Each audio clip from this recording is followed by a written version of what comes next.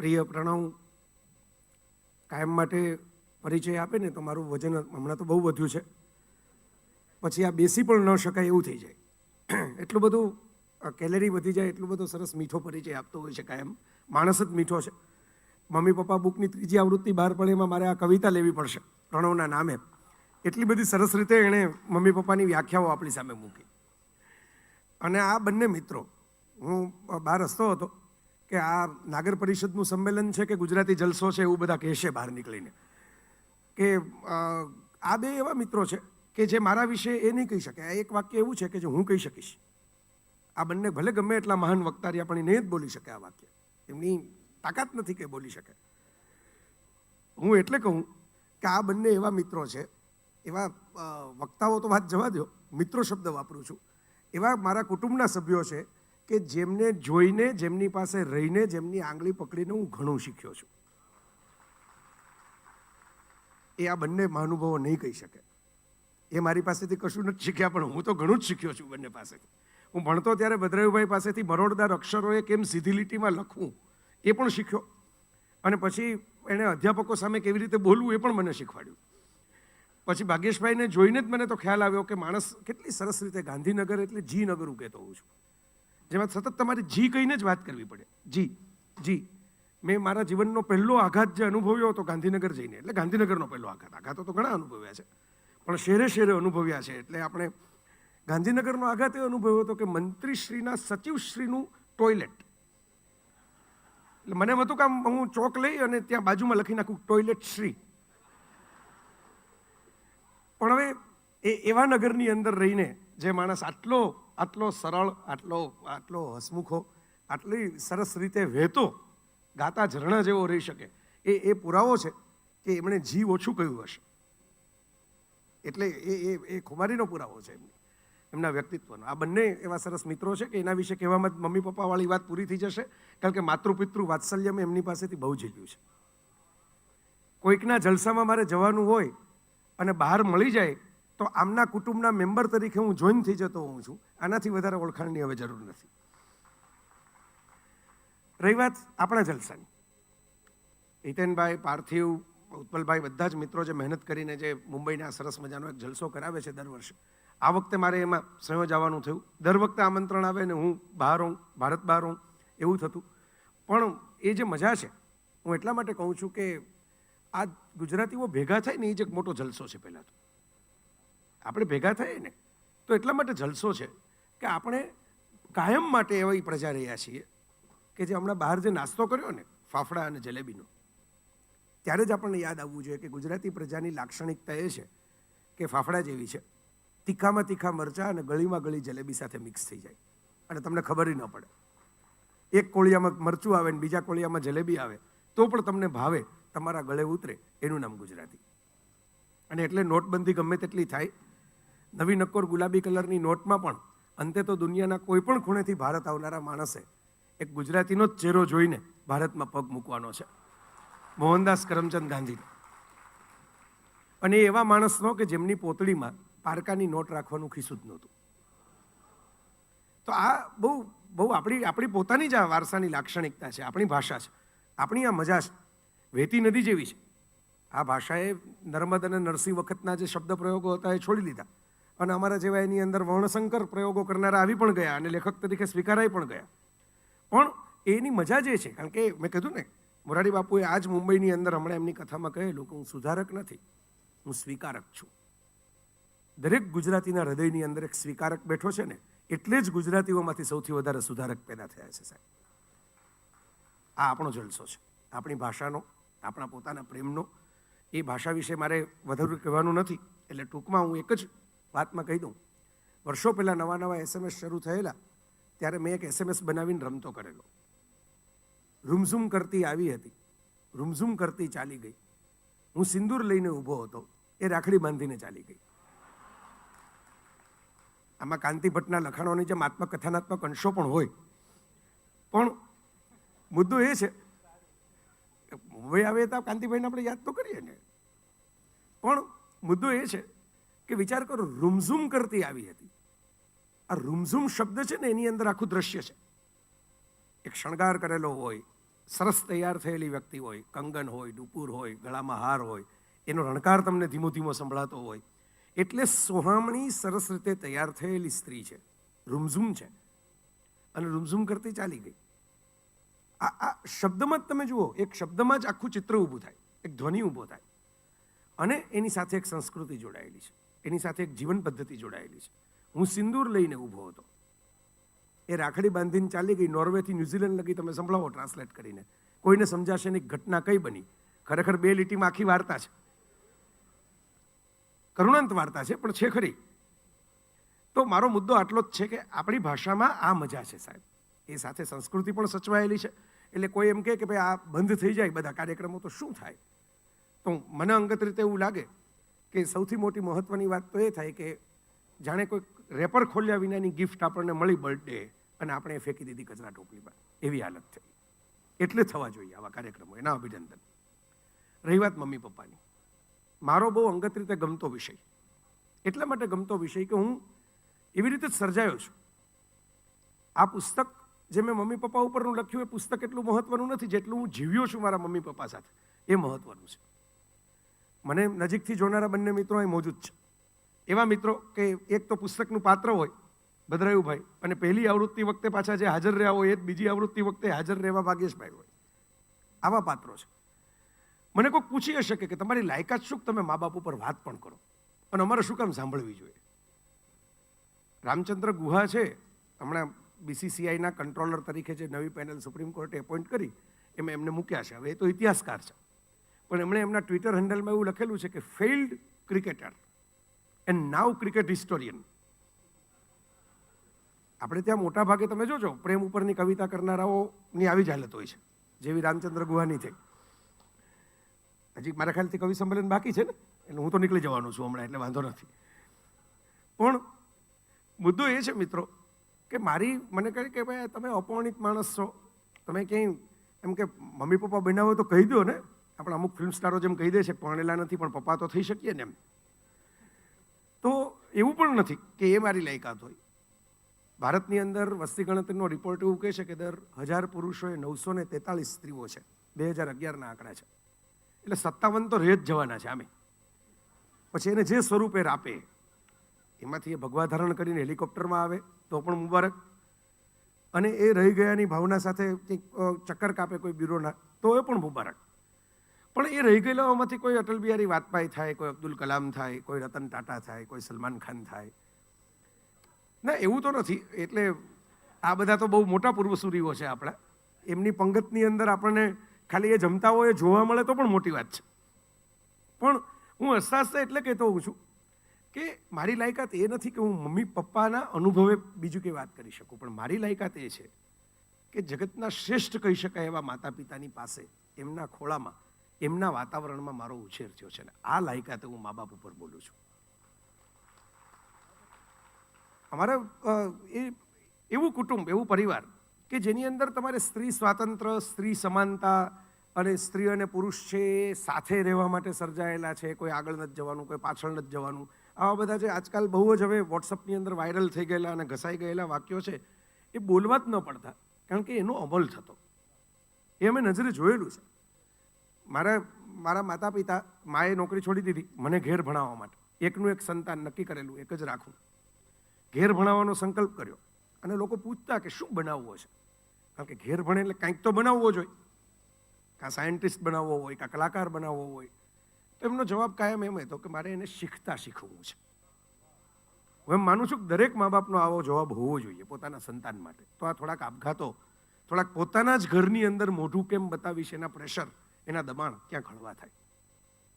માણસ વિચાર કરો, અજાણ્યા માણસ સાથે શેર કરી લે છે કે મારું પેપર ખરાબ ગયું.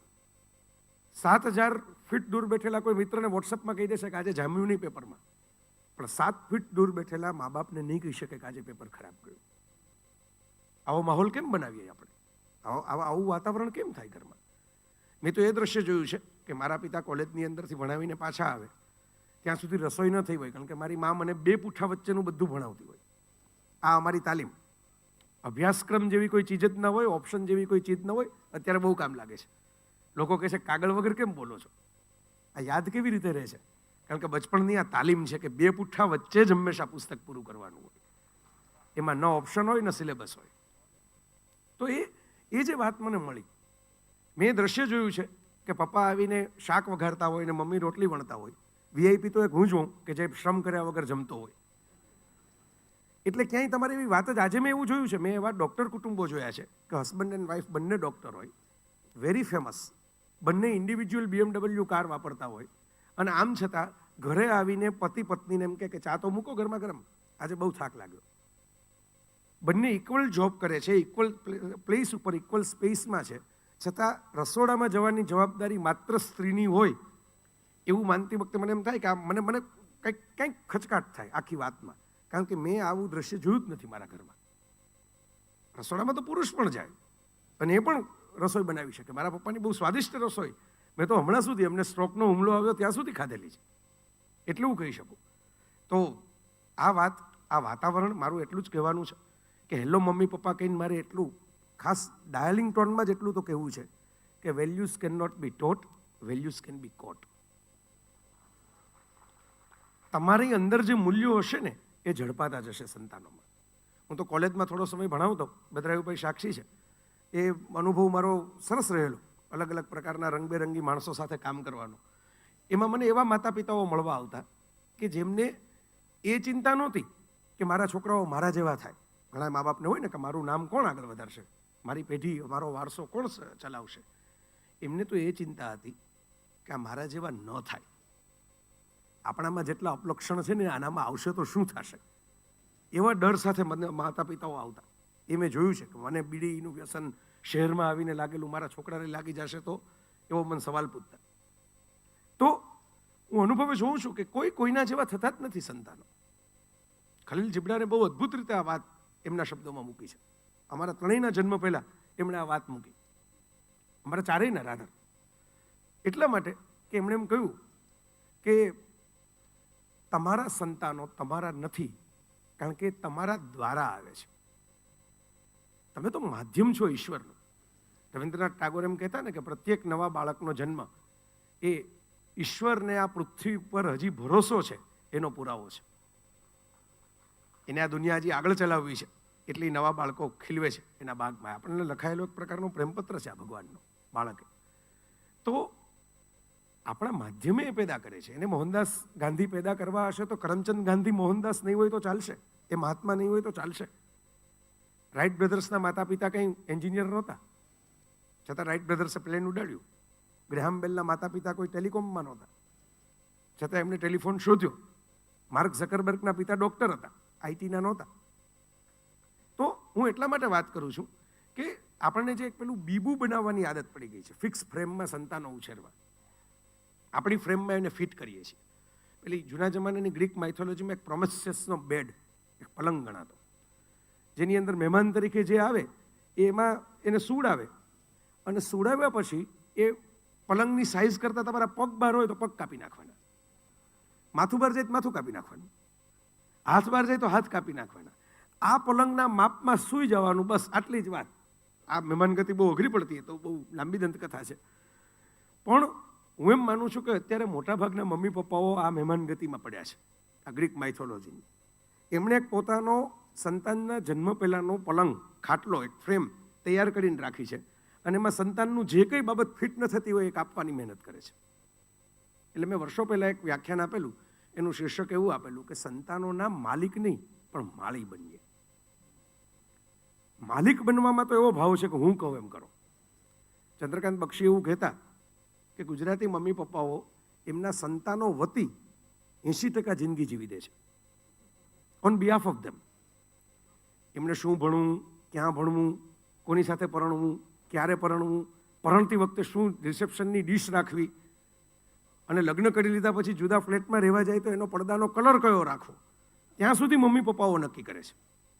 અને ચેતન ભગતે, આ બીજા સીબી છે, અંગ્રેજીવાળા સીબી, તો ચેતન ભગતે એવું લખ્યું છે એમની એક નવલકથામાં કે મમ્મી પપ્પાઓને સંતાનો જે કંઈ પસંદ કરે ને એમાં પ્રોબ્લેમ જ હોય છે.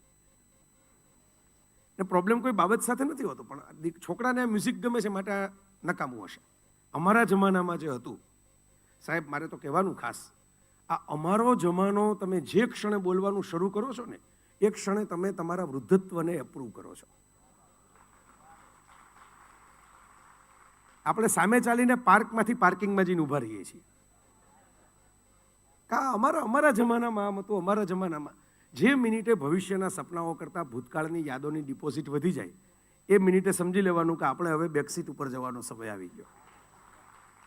આ વાનપ્રસ્થ શબ્દ છે ને એમ જ આવ્યો હશે કદાચ આપણા ઇતિહાસમાં. વાનપ્રસ્થ, બધા આની કથાઓ બહુ સાંભળે. વાનપ્રસ્થાશ્રમ હતો, વાનપ્રસ્થાશ્રમ હતો. પણ ભાગ્યેશભાઈ, મેં તો કોઈને, તમે તો ગાંધીનગરમાં રહ્યો છો એટલે તમને તો પાકો અનુભવ હશે, કોઈ વાનપ્રસ્થમાં જતા હોય એવું મેં જોયું જ નથી. હું તો ઘણીવાર આપઘાતના વિચારો કરતા વિદ્યાર્થીઓ સામે બોલવાનું થાય. અમરેલીમાં હમણાં પ્રણવની સાથે હું હતો, પ્રણવ સાક્ષીશક બોલેલો, ત્યારે મેં કહેલું કે આપણા રાજકારણી મિત્રો પાસેથી આપણે આ પોઝિટિવ પ્રેરણા લેવી. આખા ભારતના ઇતિહાસમાં 70 વર્ષના આખો ઇતિહાસ આપણો ચૂંટણીઓનો જોઈ લો. ચૂંટણી હારવાને કારણે એક પણ રાજકારણી આપઘાત કર્યો ખરો? ક્યારેક મમ્મી પપ્પાએ આવું છોકરાઓની બાજુમાં બેસાડીને સમજાવવું જોઈએ કે જો બેટા, બહુ મૂંઝાવું નહીં, આ તું જો એમ કે આ તો ટીવીમાં આવે છે, જો હાથ જોડીને તો આવી ગયો ને એમ કે કાલે હું પાછી સેવા કરવા આવીશ. આપણે પણ આવો અભિગમ ભણતી વખતે રાખવો. આવું મા બાપે કહેવું જોઈએ છોકરાઓને થોડાક મોટા થયા પછી. તો મારો મુદ્દો આ છે, હું એમ નથી માનતો કે મમ્મી પપ્પા એ સંતાનોના મિત્ર છે. મિત્રને ઘણા મળવાના સાહેબ, સ્કૂલમાં, કોલેજમાં, યુનિવર્સિટીઓમાં મિત્રો તો ઘણા હશે, મા બાપ નહીં હોય ઘણા. કારણ કે સંતાનનો જન્મ થાય ને એ મિનિટે જ માતા પિતાનો જન્મ થતો હોય છે.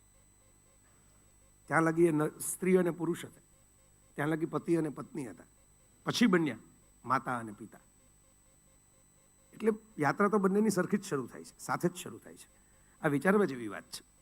એટલે જિબ્રાનની વાતનું આગળ વધારું તો એ બહુ સરસ 2 વાત આગળ પણ કહી ગયા છે કે તમારા સંતાનોને તમારા અધૂરા રહી ગયેલા સપનાઓ ન આપો, પણ એમને હૂંફ અને વહાલ આપો. મારી આ એ કરે એ જુદી વાત છે, પોતાને એને મન થાય. કરણ જોહરને એવું મન થયું કે મારા બાપે બહુ પેશનથી અગ્નિપથ ફિલ્મ અમિતાભને લઈને બનાવેલું અને ચાલ્યું નહીં, તો કમસે કમ હું ફરીથી એક અગ્નિપથ ફિલ્મ બનાવી અને એ હિટ ફિલ્મ બનાવું. અને એણે એ વાત મૂકી અગ્નિપથની, નવી અગ્નિપથ બની એની સ્લાઇડમાં કે આ ફિલ્મ પેલી ફિલ્મ જેવી નહીં બની હોય, પણ આ તો મારા બાપનું તર્પણ કરવા માટે બનાવેલી ફિલ્મ છે કે જો પપ્પા, તમારા છોકરાએ બીજી વાર અગ્નિપથ હિટ બનાવ્યું. તો આ એને મન થાય અલગ વાત છે, પણ એને મન કરવા માટે તમારે એને રિમોટ કંટ્રોલમાં રાખવાના નથી. માળી શબ્દ હું એ અર્થમાં જ કહું છું. કૃષ્ણને પાસેથી આપણે આટલું શીખવાનું છે અત્યારે. એક હાથમાં બાંસુરી રાખવી, એક હાથમાં સુદર્શન રાખવું. સુદર્શન વારંવાર વાપરવા માટે નથી, મમ્મી પપ્પાઓએ આ ખાસ યાદ રાખવું. પણ સાવ તિજોરીમાં બંધ કરી દેવા માટે નથી, કારણ કે સુદર્શન હાથમાં રાખવો નહીં તો વાંસળી છીનવીને કોક જતું રહે, તમારી વાંસળી કોક બીજું વગાડતું હોય. એટલે રાખવું તો પડે, વાપરવામાં વિવેક રાખવાનો સુદર્શનને, સાથમાં તો રાખવું જ પડે. પણ વાંસળી વધારે ઉપયોગમાં લેવાની છે. વાંસળીથી જે કામ સહેલાઈથી થઈ શકે, કારણ કે ક્રોધમાં મને તો કંઈ વાંધો નથી, ક્રોધ કરાય, પણ મા બાપ તરીકે ક્રોધ કરતી વખતે ધ્યાન એટલું જ રાખવું કે આપણા ક્રોધની લિમિટ એક વખત ખબર પડી ગયા પછી, જેમ લોકોને ખબર પડી ગઈ કે આરબીઆઈ આટલા ખાતા તો ચેક જ નહીં કરી શકે, પછી લોકોમાં જે કોન્ફિડન્સ આવી ગયો, તમે જોયું હોય તો ડિસેમ્બર મહિનામાં શરૂઆતમાં જે હાલત હતી માનસિક, અને પછી જે અચાનક આમ પાછો પાવર આવ્યો, પાછો જીવમાં જીવ આવ્યો, એવું સંતાનોમાં પણ થતું હોય છે કે આને આટલા તમાચા તો મારી લીધા, હવે શું કરશે, એનો હાથ દુખે છે, હવે આપણે આટલા તમાચા ખમી શકીએ એમ છે, થાવ વહેતા. આ ભૂમિકા ન આવી જાય એટલા માટે હું કહું છું કે સુદર્શન વારંવાર ફેરવવું નહીં, બૂઠું થઈ જાય. એ બતાવવામાં બહુ મજા છે ફેરવવા કરતાં. હું તો ઘણીવાર કહેતો હું છું કે એક સરસ મજાનો કોન્સેપ્ટ છે. આપણે બેંક એકાઉન્ટ, બેંક તો બહુ યાદ આવી, પ્રણવને પણ યાદ આવી.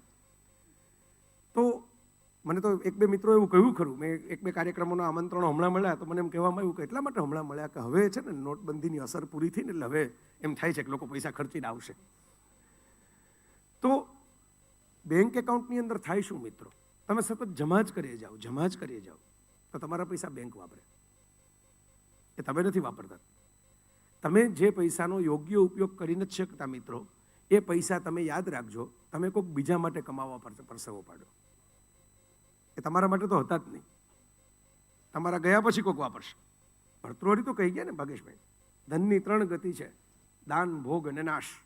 કાં તમે ભોગવી લ્યો, કાં સારા કામમાં વાપરી નાખો, નહીંતર નાશ નિશ્ચિત છે, કારણ કે તમારો તો થશે જ, ધનનો નહીં થાય. તો મિત્રો, જેમ ડિપોઝિટ જ કર્યા કરો તો બેંક એકાઉન્ટ આપણા માટે કામનું નથી, એમ વિથડ્રોઅલ જ કર્યા કરો તો એકાઉન્ટ સ્ટોપ થઈ જાય. આ વાસ્તવિકતા સંતાનો સાથે કામ લેવામાં પણ લાગુ પડે એવું મને લાગે છે. તમે લાડ ને ડિપોઝિટ જ કર્યા કરો તો સંતાનો બગડી જાય. અને તમે માત્ર ટીકા ટિપ્પણ, સતત કોમ્પિટિશનના નામે કમ્પેરિઝન, હું એવું કહેતો હોઉં છું. વાતો આપણે એમ કરીએ કે કોમ્પિટિશનનો જમાનો છે જ, પણ પછી સંતાનોને આપણે કરીએ છીએ કમ્પેર. જો પેલી બાજુવાળી છોકરીને જો કેટલા બધા માર્ક આવે છે, તું જો તને કેમ નથી આવતા. તો છોકરાઓ કહેતા નથી કે બાપુજી તો તમે કહો છો એટલે હું એની સામે જોયા કરું છું, તમારી સૂચનાનું પાલન કરું છું એટલે નથી આવતા માર્ક. તમે કીધું કે એની સામે જો. આપણે માપપટ્ટી તો બહારથી જ રાખીએ છીએ ને બધી સંતાનોને માપવાની. હા, એ ધીરે આમ પેલો ગુગલીની જેમ ધીરેથી હમણાં ભારતીય ક્રિકેટ ટીમની જેવી હાલત થાય છે ને એવું. પણ આ વાસ્તવ છે, કારણ કે મોટા ભાગે એવું થતું હોય છે કે આપણે કોઈ બીજાને યાર્ડસ્ટિક બનાવી અને આપણા સંતાનને કાયમ માટે એના ઉદાહરણો આપીએ છીએ, કાં પ્રેરણાના ભાગરૂપે ને કાં ટીકાના ભાગરૂપે. દરેક સંતાન યુનિક હોય. મારા મા બાપ પાસેથી હું શીખ્યો ને આ શીખ્યો. દરેક યુનિક હોય. જરૂરી નથી કે સુનિલ ગાવસ્કરની જગ્યા રોહન ગાવસ્કર લે. તો અભિષેક બચ્ચન જયા અને અમિતાભનો પુત્ર છે. અત્યારે એનો દબદબો હોવો જોઈએ, પણ એના કરતાં વધારે તો ઋષિ કપૂર ને રાકેશ રોશનના પુત્રો ચાલે. જીતેન્દ્રને દીકરો ન ચાલ્યો પણ દીકરી ચાલી. એકતા કપૂર તમારી નજર સામેના ઉદાહરણો છે. એટલે હરિવંશરાય બચ્ચન કવિ હોય એટલે અમિતાભ બચ્ચન મુશાયરામાં જ જાય એવું જરૂરી નથી. એ અભિનય ક્ષેત્રે એટલો આગળ વધી શકે. મુદ્દો એટલો છે કે દરેકની પોતપોતાની ડિઝાઇન છે. જીબ્રાનની વાત ફરીથી આગળ વધારું, કારણ કે મને બહુ ગમતી વાત છે. મને મા બાપ તરીકેના કર્તવ્યો કોઈ 5 લીટીમાં આવી સરસ રીતે સમજાવી દે, બહુ અદ્ભુત લાગે. કે પરમાત્મા એ તીરને પ્રેમ કરે છે જે પોતાના લક્ષ્ય સુધી પહોંચે છે, અને પરમાત્મા એ ધનુષને પણ પ્રેમ કરે છે જે તીરને દૂર સુધી પહોંચાડવા માટે બંને છેડેથી ઝૂકે છે. માતા અને પિતા આ ધનુષની પેલી ખેંચાયેલી પણ જ છે બે બાજુથી. એ જેટલા પોતે ઝૂકે, સ્વીકારે અને મુક્ત રીતે ઉડવા દે. ઉગવા માટે તમે સંતાનોને મૂળિયા આપો, અને ઉડવા માટે જ્યારે એની ઉંમર થાય ત્યારે પાંખો પણ આપો, કારણ કે મૂળિયા સાથે બાંધીને રાખશો તો એ ક્યારેય ઉડી નહીં શકે. પંખીઓના મમ્મી પપ્પા છે ને, એ તમે જો જોયું હોય તો ચાંચ મારી મારીને એના બચ્ચાઓને માળામાંથી બહાર કાઢતા હોય છે, અને આપણા મમ્મી પપ્પાઓ ચાંચ મારી મારીને એને માળાની અંદર નાખતા હોય છે. કમ્ફર્ટ ઝોનમાંથી સંતાન બહાર નહીં આવે તો કેમ ડેવલપ થશે? એટલે પેલું ઇમોશનલ બેંક એકાઉન્ટ કહેતો હતો, એને એક ટેવ પડવી જોઈએ કે હું નકામો કે નકામી નથી, મારું પરફોર્મન્સ નકામું કે નકામી છે. આ મારી જે ભૂલ થઈ એની સજા મળે છે. સજા આપવી જ જોઈએ, પણ શાબાશી આપવામાં આપણે કંજૂસ છીએ. મહેમાન આવ્યા ત્યારે તે કેવી ધમાલ કરી એમ કહીને બાથરૂમમાં પૂરી દઈએ, પણ જ્યારે મહેમાન આવ્યા ત્યારે શાંત રહ્યા હોય ત્યારે આપણે એને ખભે બેસાડીને આઈસ્ક્રીમ ખવડાવવા નથી લઈ જતા. ધીરે ધીરે એને એવી છાપ પડે છે કે ભેકણા તાળો ને તો જ રજિસ્ટ્રેશન થાય, ધમાલ કરો ને તો જ આપણી વાત માનવામાં આવે. એટલે ધીરે ધીરે પછી ઓલો ટેન્ડરમાં એસ્ટિમેટ મૂકવામાં આવે ને એવી જ ડિમાન્ડ આવે. એને ખબર હોય કે 15,000નું મૂકશું ને ત્યારે 5,000નું પાસ થશે. એટલે આવી પરિસ્થિતિ આપણી આસપાસ ઊભી થતી જાય છે. દિવસે દિવસે લોકો, હવે તો હું જોઉં છું ફેસબુકમાં આટલા બધા લોકો ફોલો કરતા હોય, તેમાં એક ફાયદો એ થાય, ક્યુટ નાના નાના તાજા જન્મેલા બાળકોના ચહેરા જોવા મળે. મજા આવે, એકદમ પ્રસન્ન થઈ જવાય આપણે નવું બાળક જોઈએ એટલે. હવે પછી એની સાથે મને વિચારે આવે કે આ બાળકે શ્વાસ લઈને મમ્મીનું મોઢું નથી જોયું, કારણ કે લપેટાયેલું છે. આમ 360 ડિગ્રીએ તો એનું માથું ફરતું નથી હોરર ફિલ્મો જેવું. પપ્પાને નથી જોયા, કારણ કે પપ્પા ફોટા પાડે છે. પપ્પાએ તો અપલોડ કર્યા ફોટા પાડીને. તો એણે જન્મતા વેત જે જોયું પહેલું રમકડું એ જોયું મોબાઈલ. અને પછી તમે જુઓ એને ઘૂઘરેથી રમવું નથી ગમતું, એને ફૂગેથી રમવું નથી ગમતું. મોબાઈલ એ આજના જમાનાનો બેબી સીટર છે. મારે રસોઈ કરવી છે માટે છોકરાને મોબાઈલ પકડાવી દો, મારે ટીવી જોવું છે માટે છોકરાને મોબાઈલ પકડાવી દો. એટલે મને વાંધો નથી મોબાઈલ સામે, હું પોતે પણ ઉપયોગ બહુ ખાસો કરું છું. મારો મુદ્દો એટલો જ છે કે પ્રિયજનોને કરવાના સ્પર્શને બદલે ટચસ્ક્રીનને થતો ટચ વધી જાય તો સમજી લેવાનું કે આપણે હજી મમ્મી પપ્પા તરીકે ઘણું શીખવાનું છે.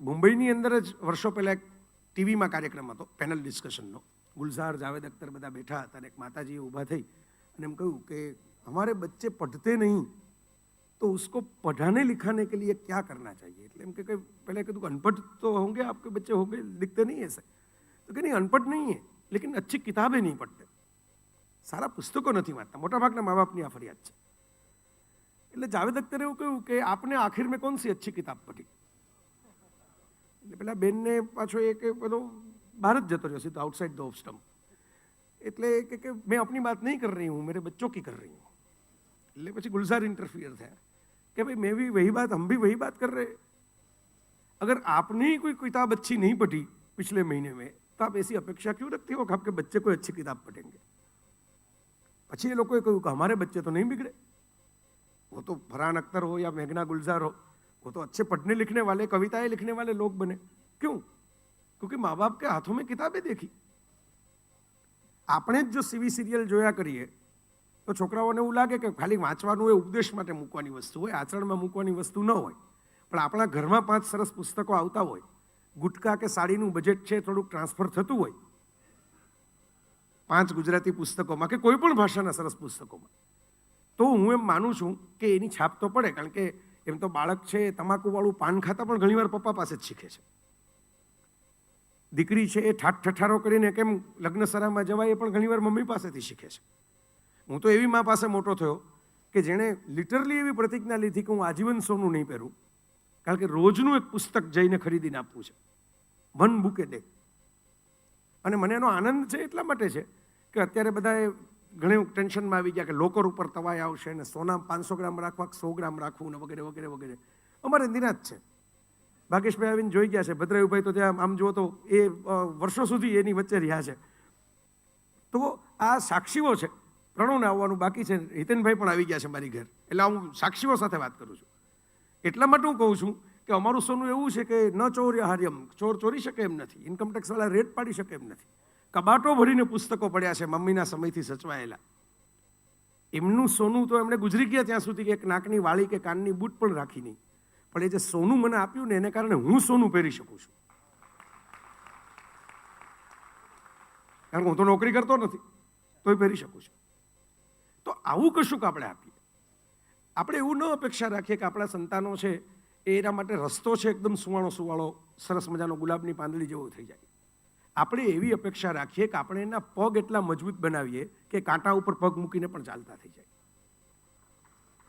આ ઘડતરની પ્રક્રિયા છે કોઈ સરસ વાત આપણે એના સુધી નાનું બાળક હોય એની સાથે રમીએ એની નિર્દોષતામાંથી કશુંક ઝીલીએ એની સાથે થોડોક સમય પસાર કરીએ એને થોડુંક શીખવીએ એને થોડુંક ડિજિટલ ડાયટિંગ આપણે કરીને શીખવીએ કે આજે ઘરમાં ટીવી નહીં જોવાય આજે મોબાઈલ આખો દિવસ બંધ રહેશે તો આવી નાની નાની વાતો છેલ્લી 5-10 મિનિટની વાતો મારે તમારી સાથે વહેંચવાની છે કારણ કે જલસાની મજા ત્યારે જ છે કે જ્યારે બધી વાનગીઓ તમે વારાફરતી ખાઈ શકો આપણે રિસેપ્શનમાં ભૂલ કરતા હોઈએ છીએ અને પછી પસ્તાતા હોઈએ છીએ કે કવરના પ્રમાણમાં વસૂલ ન થયું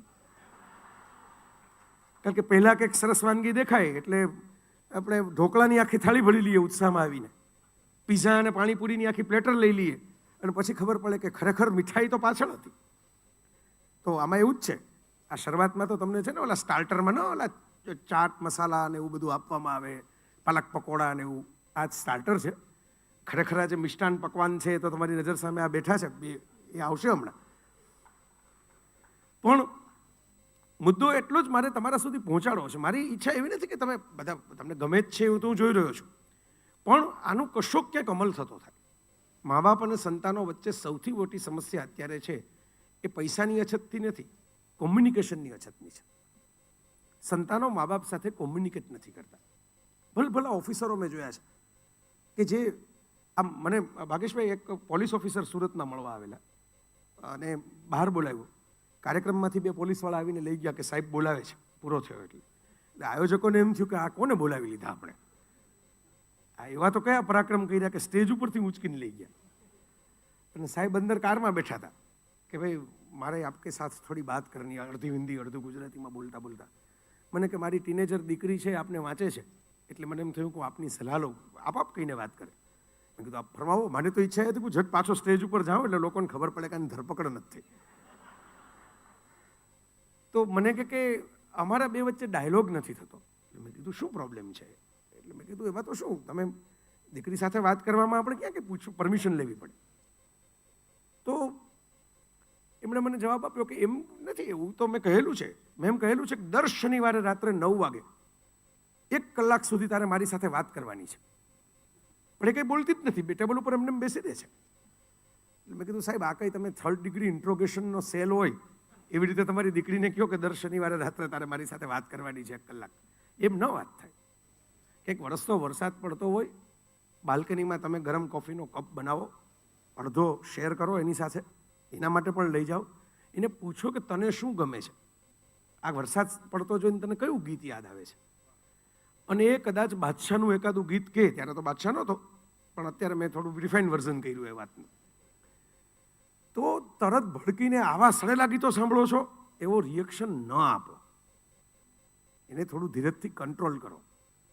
કારણ કે તમે એવું જ માની લે બેસો કે તમારા સંતાનો જે પસંદ કરે એ બધું સડેલું ને નકામું હોય, તો સમજી લેજો કે એમની પસંદગીમાં તમારાય નામ આવશે. કારણ કે તમે એના મા બાપ જ છો. ચૂપચાપ સાંભળો, એને કહેવા તો દો કે એને કયું ગીત ગમે છે. એ ગીત વિશે તમને ખબર ન હોય તો પૂછો કે બતાવો, પેલા યુટ્યુબમાં બતાવો ને મને આ કયું ગીત છે, ચાલો જોઈએ. પછી એને જવાબ આપો. પછી એમ કહો કે મને તો આ ગીત ગમે, મને તો આ કવિતા ગમે, મને તો આ શ્લોક યાદ આવે. તો એને રસ પડશે તમારી વાતમાં, કારણ કે તમે એની વાતમાં રસ લીધો છે. રસ છે ને એ હું એમ અંગત રીતે માનું છું કે પ્રતિઘાતી પ્રક્રિયા છે. તમે જેટલો બીજામાં લ્યો ને એટલો જ બીજાઓ તમારામાં લે. આ બહુ સિમ્પલ લોજિકની વાત છે. એટલે આપણે આપણા સંતાનોને પાસેથી પણ શીખી શકીએ, એવું નથી કે ન શીખી શકીએ. 5 વાત એ આપણને સમય મુજબ મિત્રો પાસેથી શીખેલી ઘરમાં પણ કહે, શીખવાડે. એ કદાચ એમ કહે કે મને એક છોકરી કે એક છોકરો ગમે છે, તો કોણ છે એ નાલાયક કહીને આપણે સુપ્રીમ કોર્ટના જજ થવાની જરૂર નથી. આ તો સારું છે, છોકરાઓ આપણી માર્કશીટ ક્યારેય માગતા નથી. આપણે જ કાયમ એને કહ્યા કરીએ છીએ કે તમે આમ કેમ ભણો છો ને આવા કેમ માર્ક લઈ આવો છો ને. એ માગતા થઈ જશે તો પ્રશ્ન થશે, એમને નહીં આપણને થશે. પણ એને તમે કહો કે તારો જે મિત્ર પુરુષ કે સ્ત્રી જે હોય તો એને ઘરે લઈ આવો ને, બેટા જમવા માટે લઈ આવો, હું મળું ને, મને મજા આવે ને એની સાથે. મળો, વાત કરો, કોઈ જજમેન્ટ આપ્યા વિના હળવેકથી એને એમ કહો કે મને આવું લાગે છે, આ વ્યક્તિમાં આ પ્લસ પોઈન્ટ છે ને આ માઇનસ પોઈન્ટ છે. શાંતિથી વિચાર કરજો. અને તમને કદાચ બહુ મૂંઝવણ થતી હોય તો રાહ જોજો, કારણ કે મોટાભાગની યંગ જનરેશનની રિલેશનશીપ 5-6 મહિનામાં એની મેળે મેળે જ તૂટી જતી હોય છે. થોડીક રાહ જોશો તો એની મેળે મેળે જ શાંત થઈ જશે બધું. તો આ હેન્ડલ કરવાની પ્રક્રિયા છે, હેન્ડલ વિથ કેર. પૃથ્વીરાજ કપૂર અમારા રાજકોટમાં આવેલા અને હરસુખ કિકાણી એમણે પ્રશ્ન પૂછ્યો કે આપકા લડકા, ત્યારે તો રાજ કપૂર નવો હતો, કે એસી बॉयकट वाली हीरोइन रखता है अपनी फिल्मों में नरगिस, અને हाथ में उसको झुलाते हुए आरके का एम्ब्लम बनाता है. પૃથ્વીરાજ કપૂર જરા ઠાવકા અને ઠરેલ માણસ, એવું હતું કે ભાઈ જવાબ એવો આપશે કે ભાઈ નહીં ગલત કર રહા હૈ ये आजकल के बच्चे आम तेम. એટલે પૃથ્વીરાજ કપૂર એવો જવાબ આપ્યો કે ભાઈ ये जो बच्चे लोग हैं ये कोई कांच की क्रोकरी होते हैं, उसको फ्रेजाइल का स्टिकर लगा के शोकेस में बिठा दो. ये तो जो उसको जो सही लग रहा है वो कर रहा है, आगे भी करता रहेगा. वो मैंने तो उसको रोका नहीं क्या करना चाहिए क्या नहीं. તો 5મી પેઢીએ પણ કપૂર કુટુંબમાં હવે તો દીકરીઓ પણ આવી ગઈ કામ કરતી કરતી. તમે વિચાર કરો, કળાનો વારસો સચવાયેલો છે, કારણ કે કોઈએ ક્રોકરી બનાવીને ફ્રેજાઇલના સ્ટીકર લગાડીને મૂકી નથી દીધા. આ શીખવાનું છે આપણે મમ્મી પપ્પા તરીકે. આપણે આમ તો કર્મની થિયરીની બહુ વાત કરીએ, ભારતે જ આ સૌથી વધારે જ્ઞાન મેળવ્યું છે, એની ચર્ચા અને ચિંતા કરીએ, છતાં આપણને ભરોસો નથી પડતો કે દરેક સંતાન પોતાની નિયતિ લઈને આવતું હોય છે. મા બાપ ગમે એટલી મહેનત કરે, કોઈ સિદ્ધાર્થ અને ગૌતમ બુદ્ધ થવાનું હશે તો 2 જ કલાકમાં થઈ જશે. આ કોઈ એવું તમે નથી કે ભાઈ તમે એની નિયતિ પોતે તકદીર ઘડી શકશો. તમે માત્ર એને સપોર્ટ કરી શકશો મિત્રો, એને ટેકો આપી શકશો, એને ઝીલી શકશો. અને ક્યારેક એકાદ વખત પછડાવા દઈને એને અહેસાસ પણ કરાવજો કે દરેક વખતે કોઈ ઝીલવાવાળું બાજુમાં નહીં પણ હોય. ક્યારેક તમારે અમુક સફરો એકલા પણ કરવી પડશે, એકલા પણ ક્યાંક જવું પડશે. બહુ મને ગમતી વાતો છે, માતા પિતાની વાતો આખું પુસ્તક ભરાય એટલી કરી છે. અને એટલે જ પુસ્તક લખ્યું, કારણ કે મને ખબર હતી કે આટલી બધી વાતો તો કોઈ પ્રવચનમાં કેવી રીતે થાય. આ તો 30-40 મિનિટ નહીં, કદાચ સપ્તાહ બેસાડીએ તો પણ અધૂરી રહી જાય એવી કથા છે. કારણ કે દરેકને પોતપોતાના મા બાપ તો વહાલા જોવા. મુનવ્વર રાણાનો બહુ સરસ મજાનો શેર છે, થોડોક ફેરફાર છે મૂળ શેરમાં, પણ મને આ ફેરફારવાળું વર્ઝન વધારે ગમે છે. કારણ કે પહેલાંમાં થોડું ઉર્દુ છે, આ થોડું સિમ્પલ છે. देखा करो अपने बूढ़े माँ बाप की आंखों में, क्योंकि उनमें बच्चे कभी बूढ़े नहीं होते. તમારે યુવાન રહેવું હોય તો તમારા માતા પિતાની પાસે રહ્યો, કારણ કે એના માટે તો તમે હજી બાબો બેબી જ છો. આ બાબો એક ગુજરાતી ભાષાનું મહાન શબ્દ છે. પ્રણવ, આ વ્યુત્પત્તિ વિશે તારે કંઈક રિસર્ચ કરવાની જરૂર છે, બરાબર? કે બેબી એટલે તો બાળક, પણ આ બાબો જે ગુજરાતીઓએ ગોત્યો, એ આપણે જે શું શું પ્રદાન કર્યું છે આ દુનિયામાં એમાં એનું યાદી હજી આપણે બનાવી નથી. બાબાભાઈ તો છે નહીં પૃથ્વી ઉપર ક્યાંય ગુજરાત સિવાય. તો એટલે મિત્રો, મારે જે જતાં જતાં તમારી સાથે વાત શેર કરવી છે એ આ કરવી છે.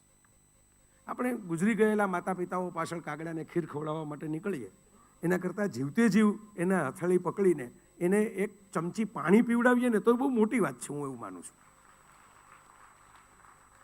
એમની સાથે થોડી કંપની, થોડો સમય આપણે શેર કરતા થઈએ સંતાન તરીકે. અને મેં તો ઓબ્ઝર્વ કરેલું છે કે ગ્રાન્ડ કિડ્સ અને ગ્રાન્ડ પેરેન્ટ્સને કોઈ પ્રોબ્લેમ હોતા જ નથી, વચ્ચે જ બધી માથાકૂટ છે.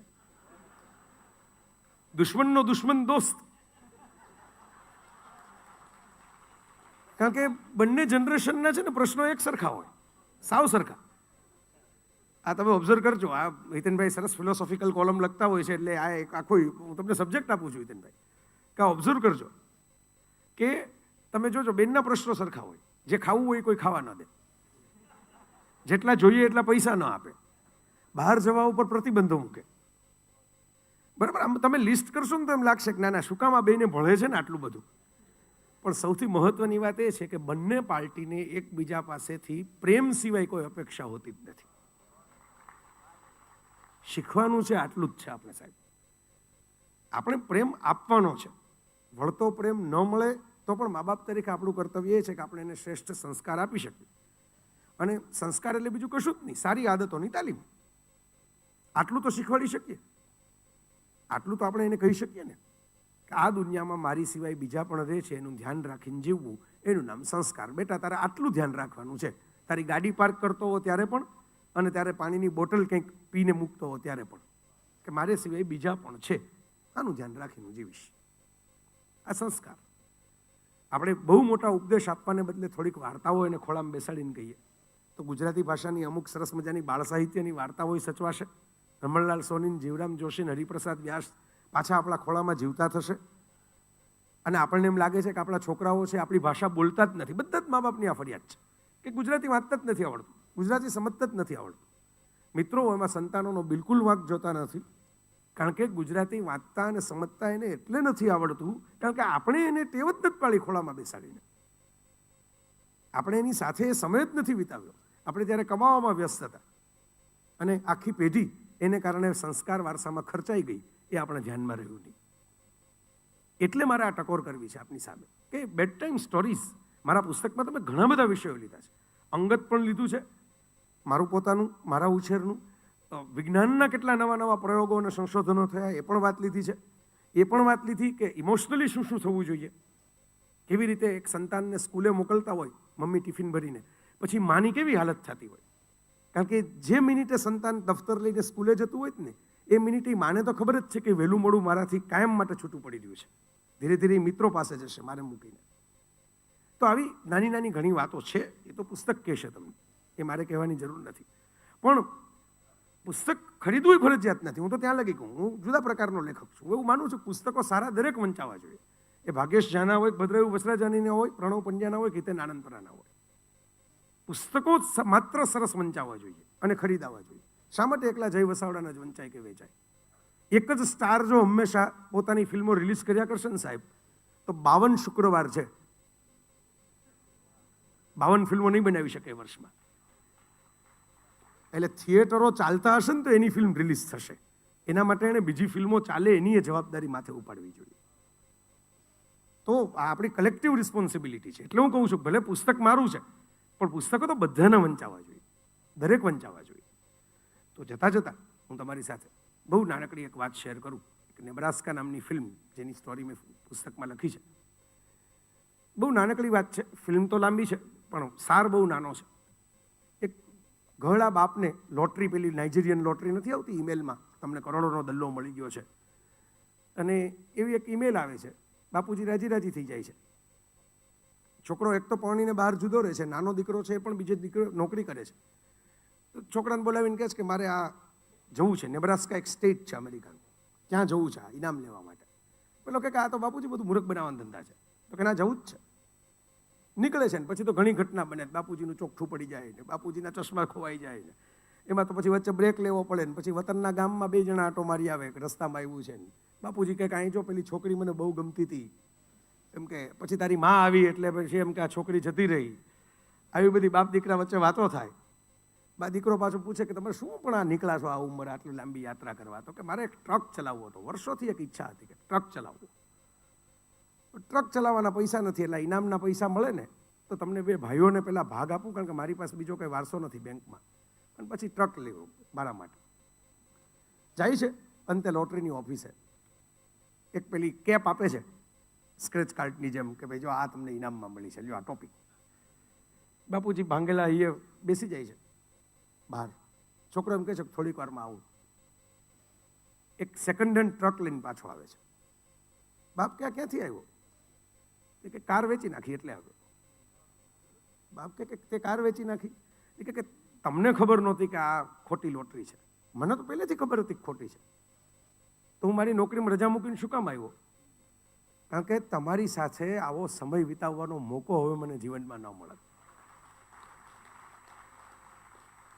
આપણે ભેગા રહ્યા, જૂના ગામમાં ગયા, જૂની યાદો તાજી કરી, ભેગા જઈમાં તમને મારા વિશે 2 વાત નવી જાણવા મળી, મને તમારા વિશે 2 વાત નવી જાણવા મળી. મને ખબર આટલો વખત તમારા ખોળામાં મોટો થયો, ખબર પડી કે તમારે ટ્રક લેવો હતો. આજે ખબર પડી ભેગા રહ્યા તો હવે આ ટ્રક ફેરવો. હવે કે જો બધું પૂરું ન થાય, ભગવાન બધાને પરફેક્ટ સપનાઓ નથી આપતો, એટલે આ નવો નથી, સેકન્ડ હેન્ડ છે, આ નથી, ચલાવી લો. સાવ ન મળે ચલાવવા એના કરતાં સેકન્ડ હેન્ડ ચલાવજો. અને બાપ દીકરો 2 પાછા જાય છે. એ જે ફિલ્મ છે એ હું અંગત રીતે એમ માનું છું કે આપણા માટેનો એક મેસેજ છે. Spend time together. Abhishek Jain એવું કહેતો હોય છે, અમારો ફિલ્મ મેકર મિત્ર છે, કે અમારા ઘરમાં સેકન્ડ ચાવી જ નથી. મોટી ઉંમરના લોકો મોડા પાછા આવે તો નાની ઉંમરના એ ઉઠીને દરવાજો ખોલવો પડે, અને નાની ઉંમરના મોડા પાછા આવે તો મોટી ઉંમરના એ દરવાજો ખોલવો પડે. પણ 2 આંખની શરમ તો કોઈને ને કોઈને ફેમિલી મેમ્બરની આવે જ કે આ જમવામાં કેમ નહોતા આજે ભેગા. તો આવું એક પરિવાર ભાવના આપણા બધાની છે, એ આગળ વધે એટલી જ પરમાત્માને પ્રાર્થના. ખૂબ મજા આવી. આપ બધાએ બહુ પ્રેમથી આખી વાત સાંભળી. હું એવી અપેક્ષા રાખું કે આપણા બધાના ભાવિ સંતાનો છે એ આપ જેવા સહજ અને સરળ મમ્મી પપ્પાઓ પાસે ઉછરે, કારણ કે આ દેશને વધારે સારા નાગરિકોની તાતી જરૂર છે. બેંક બેલેન્સમાં વાંધો નહીં આવે, લશ્કરમાં વાંધો નહીં આવે, પણ નાગરિક ધર્મમાં વાંધો આવવાનો છે. એને કારણે પણ આપણે હેલો મમ્મી પપ્પા કહેતા શીખવું પડશે. ધન્યવાદ.